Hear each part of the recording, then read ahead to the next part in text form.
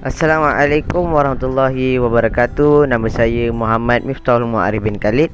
Nombor metrik 09 DTP 20F 2001. So hari ini kumpulan kami ingin menerangkan tentang penggunaan vektor dan skala dalam kejuruteraan.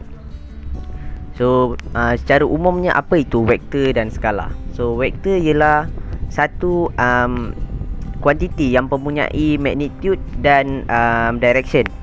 So manakala skala pula satu kuantiti yang mempunyai magnitude sahaja. So contoh-contoh vektor ialah hal laju, sesaran, pejutan dan daya. So contoh pada skala pula ialah laju, jarak dan kerja.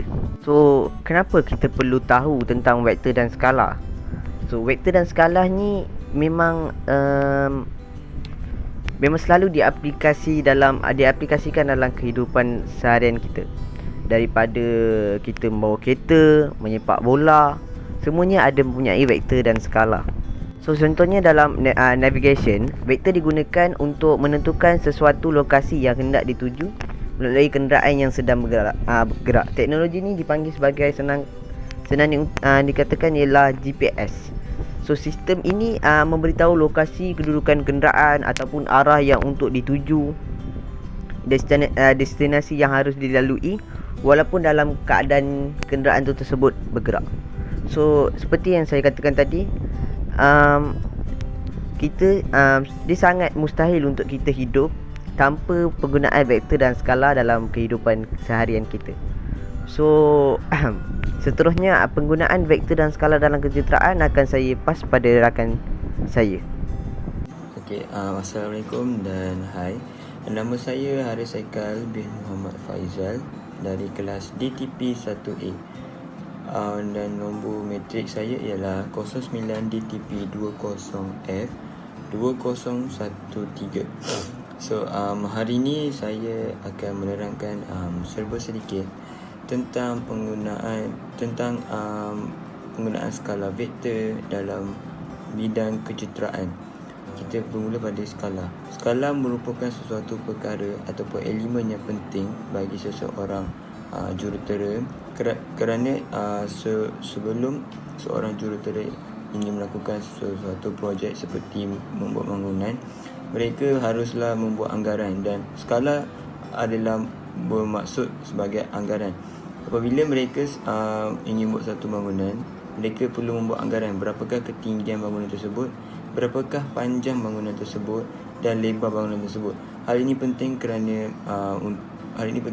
untuk menyesuaikan daripada segi keadaan tanah, dari segi keadaan luasnya permukaan sebelum mereka mendirikan sesebuah bangunan. Okey, kita bergerak ke arah vektor.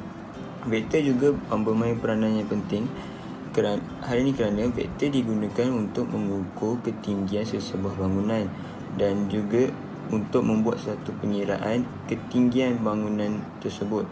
Hal ini penting untuk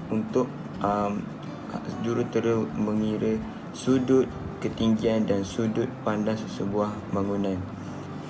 Vektor juga digunakan untuk menentukan garis siku, iaitu garis 90 darjah.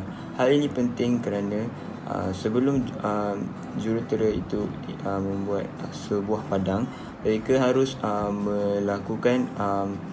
melakukan teknik vektor ini supaya mendapat garis siku, iaitu 90 darjah.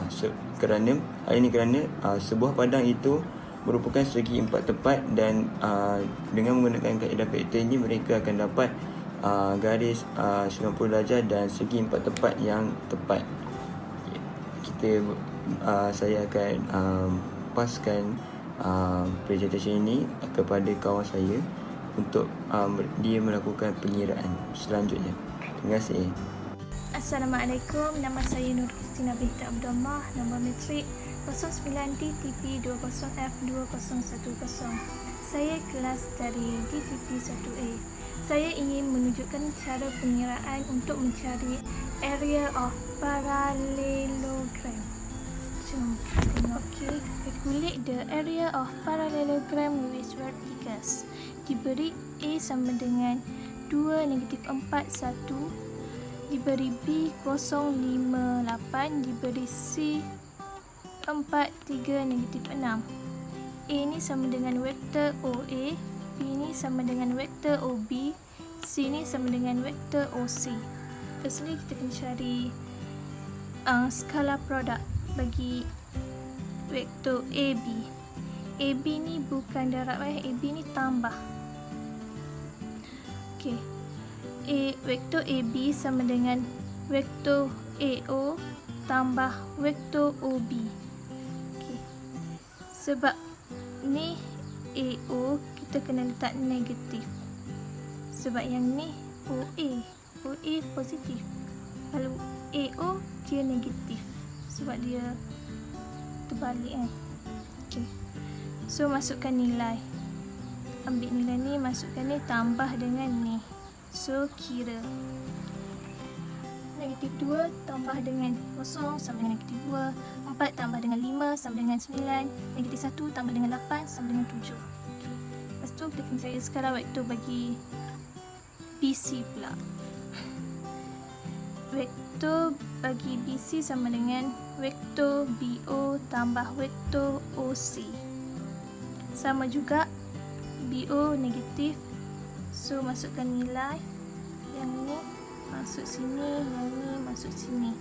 Okey, kira O tambah 4 sama dengan 4, negatif 5 tambah 3 sama dengan negatif 2, negatif 8 tambah negatif 6 sama dengan negatif 14. Okey, next kita kena cari vektor AB darab dengan vektor BC. Masukkan dalam rumus I, J, K. Yang ni kita ambil nilai yang vektor AB. Yang ni kita ambil nilai vektor BC. Okey, selesaikan. Okey, mula kita keluarkan I. I ni nilai dia. Okey, ni tolak dengan J. J yang ni nilai dia. Okey. Lepas tu tambah K. K yang ni nilai dia. Okey. Lepas tu kita selesaikan. I kurungan 9 darab negatif 14 tolak negatif 2 darab 7. Okey. Tolak J. J negatif 2 darab negatif 4. Tolak 7 darab 4. Tambah K. K negatif 2 darab negatif 2. Tolak 9 darab 4. Okay. Yang ni sama dengan negatif 112I. Yang J punya sama dengan kosong. Yang K sama dengan negatif 32K. Okay, next kita kena cari area of parallelogram. Vektor AB darab vektor BC sama dengan negatif 112I tolak 32K.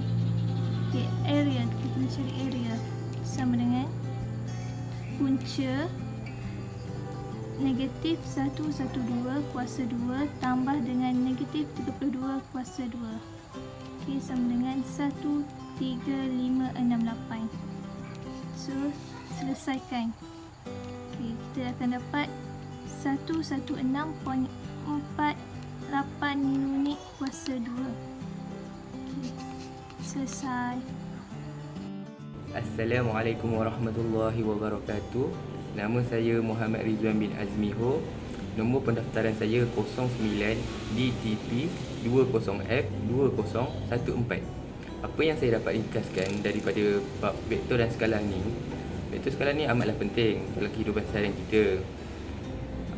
Vektor skala ni dapat menyelesaikan dan memudahkan kita dari segi proses pengiraan dan pendarapan. Dia ada tambah tolak, darab bahagi dan banyak formula yang boleh digunakan. Vektor dan skala ni bagi yang mereka yang mengambil bidang kejuruteraan amatlah penting untuk mengaplikasikan vektor dan skala ini. Sebagai contoh, bagi seorang arkitek yang ingin membina sebuah bangunan atau merancang sebuah projek, perlulah membuat sesuatu lakaran, macam planning. So dari situ vektor, mereka perlulah mengaplikasikan vektor dan skala bagi mengecilkan skala, sebab bangunan kan tinggi, kita tahu tinggi apa semua, tapi apabila kita lukis dalam satu plan, kita kena mengecilkan skala tu daripada macam tinggi dia contoh berapa kaki, tapi kita buat pertukaran unit dalam milimeter, sentimeter, inci. Okey. Di samping itu juga vektor dan skala ni boleh digunakan dalam menentukan sesuatu sudut, mencari sesuatu sudut, arah, kerana vektor mengandungi arah. Oleh itu, masyarakat perlulah cakna terhadap vektor dan skala, kerana vektor dan skala dapat memudahkan dalam menjalani proses harian dengan lebih teratur. Okey, sekian daripada saya.